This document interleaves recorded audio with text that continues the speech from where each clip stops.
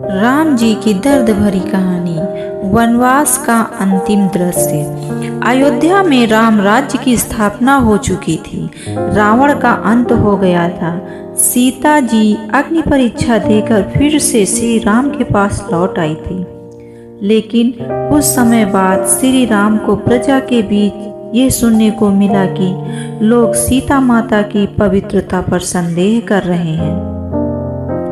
राजा के रूप में श्री राम ने हमेशा प्रजा धर्म को सर्वोपरि माना। उनके लिए प्रजा की भावना स्वयं के प्रेम से भी बढ़कर थी। एक रात श्री राम ने सीता से बिना कुछ कहे लक्ष्मण को आदेश दिया कि उन्हें जंगल में छोड़ आओ। जब सीता ने पूछा, लक्ष्मण कहाँ ले जा रहे हो? लक्ष्मण की आंखों से आंसू थे। बोले, माता मैं भाई के आदेश मान रहा हूँ। सीता जी को जब यह पता चला कि श्री राम ने उन्हें प्रजा की मर्यादा के कारण वन में त्याग दिया, उनका हृदय टूट गया। मगर उन्होंने फिर भी कुछ नहीं कहा। वह वाल्मीकि ऋषि के आश्रम में रहने लगी और वहां उन्होंने लव और कुश को जन्म दिया। समय बीतता गया। एक दिन लव और कुश ने श्री राम के समक्ष धरती पर सीता माता की पवित्रता को सिद्ध किया। सारी प्रजा ये जान चुकी थी कि सीता दोषहीन है। श्री राम ने सीता से कहा, मुझे क्षमा करो। मैं जानता हूँ कि तुम पवित्र थी हो और रहोगी। ये सब सिर्फ राज्य धर्म के लिए था। सीता जी ने उत्तर दिया, हे राम, यदि मैं सच्चे मन से शुद्ध हूँ तो धरती माता मुझे अपने आंचल में समा ले।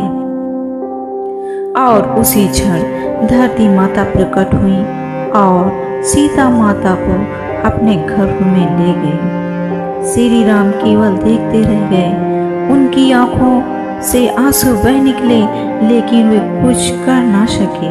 राजा थे, पर आज वे एक विरह में जलता हुआ पति बन चुके थे। समय के साथ राम जी ने भी अपना शरीर त्याग दिया और सरयू नदी में जल समाधि ले ली। वो मर्यादा पुरुषोत्तम थे।